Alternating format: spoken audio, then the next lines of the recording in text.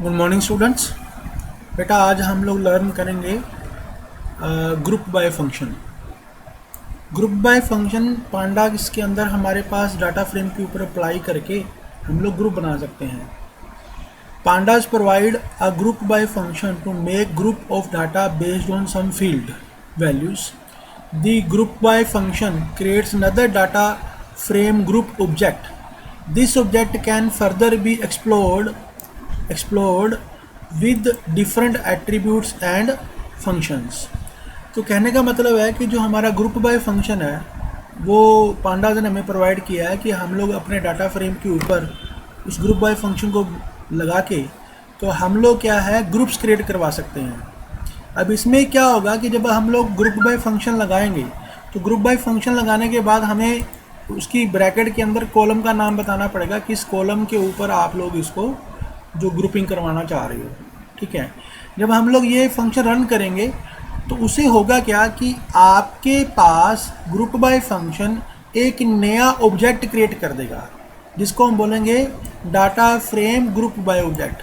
जैसे data frame अपने आप में एक ऑब्जेक्ट होता है ना, वैसे ही group by function data frame पे अप्लाई करके एक नया ऑब्जेक्ट क्रिएट करेगा जिसको हम बोलेंगे data frame group by object. और उस ऑब्जेक्ट के अंदर क्या होगा, उस ऑब्जेक्ट के अंदर सारे ग्रुप्स बने होंगे। ठीक है, डाटा फ्रेम के ऊपर कुछ नहीं होगा, डाटा फ्रेम के ऊपर उसने सारा फंक्शन करके जो ग्रुप बना के एक आपको ऑब्जेक्ट रिटर्न कर देना है।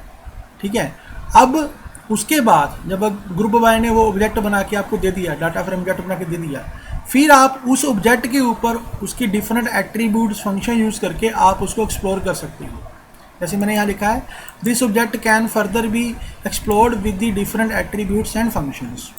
तो ये जो सिंटेक्स है ये तो है हमारा ग्रुप वाला ऑब्जेक्ट बनाने का, कि आप लोगों को जो है डाटा फ्रेम ऑब्जेक्ट लो, डॉट ग्रुप बाय लिखो और कॉलम का नाम लिखो और एक्सिस अपने आप बाय डिफ़ॉल्ट वो 0 लेगा, आप 1 भी कर सकते हो, वैसे 0 पे सही रहता है। और इसके आगे आपने क्या लिखना है, डाटा फ्रेम ऑब्जेक्ट का नाम लिखना है, data frame group by object का नाम, ग्रुप बाय ऑब्जेक्ट नेम। तो इस डाटा फ्रेम के बेस के ऊपर जो हमारे ग्रुप तैयार होंगे वो किस ऑब्जेक्ट के अंदर स्टोर हो जाएंगे, इसके अंदर स्टोर हो जाएंगे। फिर हम उस ग्रुप बाय ऑब्जेक्ट के ये एट्रीब्यूट्स हैं और फंक्शंस को यूज़ करके हम उसकी जो है उसमें से अपनी डिज़ायर्ड वैल्यूज निकाल सकते हैं। जैसे सबसे पहले इनके एट्रीब्यूट्स के अंदर कौन सा है, ग्रुप बाय ऑब्जेक्ट का सबसे पहला जो एट्रीब्यूट है वो है ग्रुप्स। जब आप ग्रुप्स लिखोगे तो आपको वो सारे जितने ग्रुप्स उसने बनाए हैं वो हमें ग्रुप बाय ऑब्जेक्ट में जो बन के हमारे पास आए हैं वो हमें दिखा देगा, हमें स्क्रीन पे आ जाएंगे। इस तरह से अगर हमने group by object dot gate group लिख के और जिस कॉलम का नाम दिया तो फिर वो बताएगा कि इस नाम के ऊपर कौन से ग्रुप बने हुए हैं या इस वैल्यू के कौन कौन से ग्रुप बने हुए हैं। अगर हम साइज़ लेंगे तो वो ग्रुप्स का साइज़ बता देगा, अगर हम काउंट लेंगे तो वो हर ग्रुप के अंदर कितनी कितनी वैल्यूज़ हैं, नॉन एन वैल्यूज काउंट करके बता देगा। और अगर हम लोग ग्रुप बाय ऑब्जेक्ट का आगे कॉलम का नाम लिख के और हेडर लिखेंगे इस तरह से, तो वो क्या करेगा, उस कॉलम के अंदर कितनी वैल्यूज़ हैं वो सारी हमें दिखा देगा। आइए हम लोग इस चीज़ को एक्सप्लोर करते हैं कि ये कैसे काम करता है। सबसे पहले देखिए, मैंने ये हमारे पास एक CSV फाइल बनी हुई थी data1.csv, मैंने उसको रीड करवा के एक डाटा फ्रेम बना लिया DF और उसमें प्रिंट कराया, तो ये हमारा डाटा फ्रेम हमारे सामने आ गया। इसमें टेस्ट है, नेम है, इंग्लिश के मार्क्स हैं, हिंदी के मार्क्स है और साइंस के मार्क्स है। यहाँ 12 रोज़ हैं। इसमें T1 कितनी बार, काफ़ी बार रिपीट हुआ है, T2 भी कई बार रिपीट हुआ है, इस तरह सारे रिपीट हुए हैं। अब हम इनके इस DF इस डाटा फ्रेम के बेस के ऊपर हम ग्रुप बनाएंगे। अब देखिए हमने क्या लिखा, हमने यहाँ लिखा DF dot group by test. तो मैंने बोला है कि ये जो डाटा फ्रेम बना हुआ है इसके ग्रुप बना दो, किस कॉलम के हिसाब से, टेस्ट के हिसाब से। और ग्रुप बनाने के बाद जो ऑब्जेक्ट तैयार होगा वो मैंने किस में स्टोर करवा दिया, DFD में। इसमें स्टोर करवा दिया DFD में। और अगर मैं जब DFD को प्रिंट करवाऊँगा तो आपको DFD में वो सारे डाटा फ्रेम कोई नज़र नहीं आएगा, आपको सिर्फ वो मेमोरी लोकेशन बताएगा कि ये डाटा फ्रेम का ग्रुप बाय ऑब्जेक्ट कहाँ बना हुआ है, किस मेमोरी एड्रेस पे स्टोर्ड है, उसकी आईडी क्या है। लीजिए हम इसको रन करते हैं।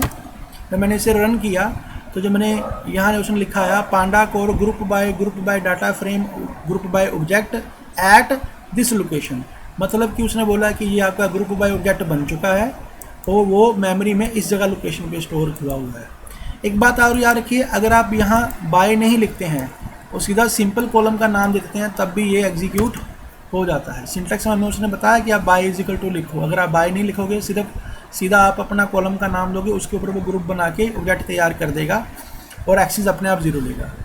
अब हम लोगों ने ये जो हमारा तैयार हुआ है ग्रुप बाय ऑब्जेक्ट, जिसका नाम हमने रखा है DFD, इसको हमने एक्सप्लोर करना है क्या क्या ग्रुप आए हैं। फिर मैंने देखिए नेक्स्ट लाइन क्या लिखा है, प्रिंट DFD डॉट ग्रुप्स। हमने पहला एट्रीब्यूट यूज़ करें हैं। जब मैं DFD डॉट ग्रुप्स लिखा और मैंने इसको रन किया तो देखिए उसने हमें क्या बताया। उसने बोला कि T1 के अंदर जो T1 जो टेस्ट हमने टेस्ट कॉलम के बनाया था ना ग्रुप, तो टेस्ट कॉलम के अंदर कितनी वैल्यूज़ हैं, टेस्ट कॉलम के अंदर अपनी वैल्यूज़ हैं, एक T1 है, एक T2 है, एक T3 है। T1 है, T2 है, T3 है। तो जब हमने इसके ग्रुप्स फाइंड किए तो उसमें T1 के अंदर कौन कौन सी रोज़ ली उसने, 0 वाली, 1 वाली, 4 वाली, 5 वाली, 8 वाली, 9 वाली, इन 6 रोज़ को मिला के उसने ग्रुप बना दिया। देखो अगर आप देखोगे 0 वाली रो पे T1 है, 1 वाली पे T1 है, फिर 4 वाली पे, फिर 5 वाली पे, फिर 8, फिर 9। तो जहाँ जहाँ T1 के उसने मिला के उसने ग्रुप बनाया तो उसने हमें ये बता दिया। ऐसे T2 का बता दिया, 2, 6 और 10 वाली रो ली है, और T3 का उसने बता दिया हमें 3, 7, 1 वाली रो बनाई है, और साथ में उसने डाटा टाइप बताई हुई है कि किस डाटा टाइप के ग्रुप बने हैं। तो जब आप जो हमारा ग्रुप बन चुका है उसके आप ग्रुप बाय ऑब्जेक्ट का जब आप ग्रुप्स लोगे तो आपको इस तरह से बताएगा किस किस रो के डाटा फ्रेम के उसने ऑब्जेक्ट बनाए हैं। अब आगे है हमारे पास get group. Get group function में क्या करेंगे हम, जो हमारा ग्रुप बाय ऑब्जेक्ट का अगर हम उस पर गेट ग्रुप फंक्शन लगाएंगे और ब्रैकेट में हम बताएंगे किस ग्रुप का हम लोग डाटा देखना चाहते हैं। अब हमारे पास 3 ग्रुप बने हैं, एक T1 का बना है, एक T2 का बना है और T3 का बना है। तो मैंने यहाँ लिखा है T2 का दिखाओ। तो जैसे मैंने इसे रन किया तो उसने मेरे को ये बताया है, देखो ये T2 का उसने ग्रुप दिखा दिया कि जितनी रो उसने ली हैं इस ग्रुप के अंदर, ये वाली सारी रोज उसने हमें दिखा दिया। अगर मैं यहाँ T2 की जगह पे T1 कर दूंगा और रन करूँगा तो मेरे को वो दिखा देगा कि ये T1 के अंदर उसने कौन कौन सी रो ली है, तो इनका ग्रुप बनाया। तो गेट ग्रुप्स के थ्रू आप जिस ग्रुप का नाम लिखोगे उस ग्रुप के बारे में वो बता देगा कि इस ग्रुप में अंदर कौन कौन से हैं। ठीक है, इस तरह से अगर आप हम साइज़ लेते हैं, मैंने साइज़ लिया है DFD का साइज़, जो हमारा ग्रुप बाय ऑब्जेक्ट बना हुआ है उसका साइज़ क्या है। जब मैंने इसको रन किया तो उसने बताया कि ग्रुप बाय ऑब्जेक्ट जो हमारा बनाया है उसके अंदर T1 के अंदर 6 रोज़ हैं, T2 के अंदर 3 वैल्यूज़ हैं, T3 के अंदर 3 वैल्यूज़ हैं। तो वो हमें वो टोटल करके बता देगा उसके अंदर कितनी कितनी उस ग्रुप के अंदर रोज़ हैं। T1 वाले ग्रुप में 6 हैं, T2 में 3 हैं और T3 में भी 3 हैं।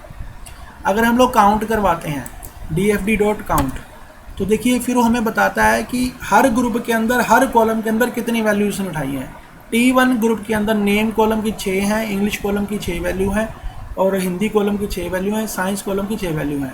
यहाँ वैल्यूज़ कम ज़्यादा भी हो सकती थी। अगर मान लो कहीं भी अगर हम लोगों ने NN दिया होता है यहाँ पे, जैसे जब यहाँ पे जो किसी भी वैल्यू के अंदर मान लो मैंने कॉलम के अंदर NN होता, मान लो यहाँ NN होता, तो फिर हिंदी वाले कॉलम में जब उसने काउंट करना था तो उसने हमें एक कम वैल्यू देनी थी, क्योंकि अभी हमारा कोई भी वैल्यू NN नहीं है, इसलिए उसने सारी कंप्लीट की कंप्लीट 6 सारी वैल्यूज़ आ गई और 3 दूसरे ग्रुप की आ गई। जैसे हमने काउंट फंक्शन में पढ़ा भी था ना कि ये क्या करेगा, it list the count of non NA value. तो अभी हमारे डाटा फ्रेम के अंदर जो थी वो सारी नॉन NA वैल्यूज़ थी और उसके जब ग्रुप बने तो वो भी नॉन NA वैल्यू बने यानी कि नॉन नल वैल्यू जिसे हम लोग बोलेंगे। तो इसलिए फिर उसने हमें इसके भी जो काउंट करके गया है नॉन नल वैल्यूज़ काउंट के बता दिए।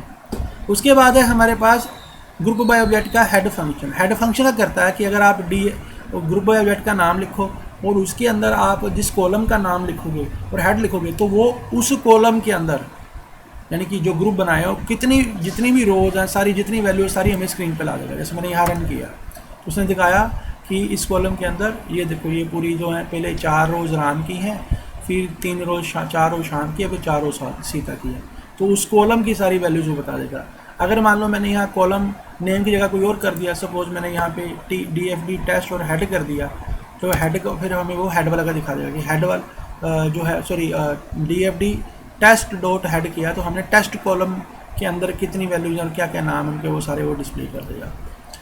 अच्छा बेटा, अब यहाँ तक तो हमने देखा कि जब हम लोगों ने ग्रुप बाय के थ्रू ग्रुप बाय फंक्शन के थ्रू हमने एक ग्रुप बाय ऑब्जेक्ट बनवा लिया DFD नाम का, फिर हमने उसकी एट्रीब्यूट और फंक्शन ला के उसको एक्सप्लोर किया। देखिए मैंने सब जगह DFD लिखा है, कहीं भी DF नहीं लिखा है। DF सिंपल एक बार लिखा था जब ग्रुप बनाने थे, DF डॉट ग्रुप बाय, और उसके ग्रुप बनवा लिए। जब ग्रुप बन गए DFD में तो फिर हमने उसी को DFD के ग्रुप्स को एक्सप्लोर किया उसके अंदर क्या क्या है। अच्छा, जब हमारे पास DFD ग्रुप बन चुका है तो अगर हम लोग अब यहाँ DFD का मीन लेंगे या DFD का सम लेंगे या DFD का काउंट करेंगे या DFD का मैक्स करेंगे, आपको याद है ना ये हमारे एग्रीगेट फंक्शन है, मीन सम काउंट है ना, मैक्स मीन, ये सारे हमारे एग्रीगेट फंक्शन है। तो जैसे हम डाटा फ्रेम पे लगाते थे वैसे ही आप डाटा फ्रेम का जो ग्रुप बाय ऑब्जेक्ट है उस पर भी लगा सकते हो। तो जब आप ऐसे लगाओगे तो फिर देखो आपको आउटपुट क्या नज़र आती है। देखिए ये पहले इसका मीन दिखाएगा, फिर मैंने प्रिंट में ये इक्वल टू का साइन 80 टाइम प्रिंट कराया तो वो एक लाइन सी बनी आ जाएगी। देखिए आउटपुट कैसी नज़र आएगी। ये देखिए ये T1 का उसने T1 के अंदर 6 रोज थी, उन 6 रो के हर कॉलम का उसने मीन मतलब कि एवरेज निकाल के हमें दिखा दी है। T2 के भी निकाल दिया, T3 के भी निकाल दिए। फिर ये जो लाइन सी आपको नज़र आ रही है एक्चुअल में क्या है, ये जो इक्वल टू का साइन 80 टाइम प्रिंट करवाया हुआ है मैंने, इसी लाइन नज़र आई है। फिर मैंने ये सम प्रिंट कराया। अब T1 की 6 रो के कॉलम 6 रोज थी उसके अंदर, तो 6 इंग्लिश की 6 वैल्यू को जोड़ हो गया, हिंदी की 6 वैल्यू, इस तरह सम आ गया। इस तरह से जब हमने उसके बाद किया हमने काउंट तो उसने काउंट करके बता दिया। फिर हमने बोला कि मैक्स, तो हर कॉलम में T1 के ग्रुप में मैक्सिमम वैल्यू क्या निकली, क्योंकि उसमें भी T1 के अंदर क्या क्या था, T1 के अंदर हमारा राम था, शाम था, आराम था, उसके अलावा क्या था, राम था, शाम था और सीता थी। तो इसमें जो है P क्या हुआ RS के हिसाब से, तो S वाला नाम बड़ा होगा R से। अब SH है और SI है तो H के बाद आई है, इसलिए हमारा सीता वाला नाम बड़ा माना। उसने ये सीता वाला हमें हर उसके अंदर दिखा दिया है कॉलम के अंदर कि T1 ग्रुप के अंदर भी जो है हमारा जो मैक्सिमम बड़ा नाम है, मैक्स वैल्यू वो सीता की है। इंग्लिश के अंदर नंबर मार्क्स 90 हैं, तो ये सबकी मैक्सिमम वैल्यू दिखा दी हैं। इस तरह से ये मिनिमम वाला चलाया हुआ हमारा, ये मिनिमम जो लास्ट वाला है DFD मिन, तो उससे जो डाटा फ्रेम के ग्रुप बाय ऑब्जेक्ट के अंदर जो हर कॉलम के अंदर मिनिमम वैल्यूज़ क्या उसने ये बता दी। तो कहने का मतलब है जो एग्रीगेट फंक्शन है जैसे डाटा फ्रेम के ऊपर काम करते हैं वैसे ही वो डाटा फ्रेम के द्वारा जो बनाया गया हुआ ग्रुप बाय का ऑब्जेक्ट होता है, data frame group by object होता है, उसके ऊपर भी काम करता है। फ़र्क सिर्फ ये है कि अब ये इसने ग्रुप्स में निकाल के देना है। अब आगे आता है कि अगर आपने ग्रुप बनाने हैं मल्टीपल कॉलम्स पे, जैसे हमने सिंगल कॉलम पे बनाया था, अब अगर हमने मल्टीपल कॉलम पे ग्रुप बनाने हो तो कैसे बना सकते हैं, making groups on multiple column. तो आपने क्या करना है, जैसे मैंने यहाँ लिखा DF डाटा फ्रेम था हमारा ग्रुप बाय, अब आपने यहाँ पे एक कॉलम का नाम नहीं देना, आपने एक लिस्ट के अंदर जिन कॉलम के हिसाब से ग्रुप बनाना चाहते हो उन दोनों कॉलम के नाम दे दो। जैसे नेम, और मैंने टेस्ट में बोला नेम का कॉलम पहले लेना है, फिर नेम कॉलम में जहाँ जहाँ वैल्यू सेम आएगी वहाँ पे आगे आपने टेस्ट का कॉलम लेके उसके ग्रुप बना देने हैं, ठीक है। फिर हमने इनको प्रिंट कराया। अब देखिए ज़रा ये हमें क्या नज़र आता है, देखिए ये उसने हमें, देखो नेम कॉलम के अंदर हमारे पास जो है, देखिए ये उसने बताया कि ये हमारा नेम के हिसाब से पहले राम लिया उसने, नेम के हिसाब से 3 ग्रुप बने, राम, श्याम और सीता को, 3 ही नेम थे। अब राम के अंदर जो टेस्ट वाले जो हैं, अब राम के अंदर टेस्ट वाली 2 रो थी, उसका उसने एक ग्रुप बनाया T1, ठीक है, और T2 वाली एक ही वैल्यू थी, उसका एक ग्रुप बन गया। तो जहाँ जहाँ अब राम के ग्रुप के अंदर कितनी रो बन गई, ये T1 के टेस्ट के ऊपर 3 रो बन गई हैं, शाम के ऊपर भी 3 बन गई हैं, सीता के अंदर ऊपर 3 बन गई हैं। बात मेरी समझ लगी। इसमें बेटा इस ऑर्डर का भी ध्यान रखना है कि जो अगर आपने जो पहले कॉलम लिया वो उसका आपका प्राइमरी कॉलम माना जाएगा ग्रुप बनाने के लिए, और जो दूसरा आपने कॉलम लिया वो सेकेंडरी कॉलम माना जाएगा। आगे अब हम एग्जांपल लेते हैं कि मैं क्या करता हूँ, अब ये टेस्ट वाला कॉलम इधर कर देता हूँ और नेम वाला कॉलम बाद में लेता हूँ। ये हम यहाँ DFD2 बनाते हैं जो हमारा ग्रुप बाय का सेकेंड ऑब्जेक्ट है, मतलब ग्रुप बाय का सेकंड DFD2 बनाया। अब मैंने यहाँ क्या किया, यहाँ मैंने टेस्ट वाला कॉलम प्राइमरी लिया और नेम वाला कॉलम सेकेंडरी लिया। फिर मैंने यहाँ पे इसको प्रिंट करवा रहा हूँ कि हमारा DFD2 किस एड्रेस पे बना है। फिर हम DFD2 का मेन लेते हैं। देखिए अब हम इसको रन करते हैं। देखिए ये तो हमारा DFD1 वाला बना हुआ है जिसमें पहले नेम के बेस पे कॉलम बनाया गया, नेम हमारा प्राइमरी कॉलम है, टेस्ट हमारा सेकेंडरी कॉलम है। अब ये DFD2 है जिसमें हमारा टेस्ट हमारा प्राइमरी कॉलम है और नेम हमारा सेकेंडरी कॉलम है। अब देखो ये इस हिसाब से बना हुआ है, तो इसके ऊपर भी डिपेंड करता है कि आप कौन सा कॉलम पहले लेते हो, कौन सा कॉलम बाद में लेते हो। तो इस तरह से हम लोगों ने आज ये देखा कि ग्रुप बाय फंक्शन के थ्रू हम लोग डाटा फ्रेम के ग्रुप बना सकते हैं, और वो ग्रुप बनेंगे तो वो एक ग्रुप बाय ऑब्जेक्ट के अंदर आ जाएंगे। फिर अगर हमने उसके ग्रुप बाय ऑब्जेक्ट जो बना है उसको अगर हमने एक्सप्लोर करना है तो उसके डिफरेंट एट्रीब्यूट हैं, हम उन एट्रीब्यूट और फंक्शन यूज़ करके हम लोग उसको एक्सप्लोर कर सकते हैं। और इसी तरह से अगर हम लोग जो हमारा डाटा फ्रेम का ग्रुप बाय ऑब्जेक्ट बनाया उसके ऊपर हम अपने एग्रीगेशन फंक्शन भी लगा सकते हैं। एक चीज़ और देख लीजिए, लास्ट टाइम पे जाते जाते अगर मैं यहाँ DFD डॉट मीन लगा, मीन तो लिखा था हम लोगों ने, आपको याद है हमारे पास मीडियन भी होता था एक, अगर मैं मीडियन लगा दूँ तो फिर क्या होता है देख लेते हैं हम लोग। देखिए क्या हो जाता है,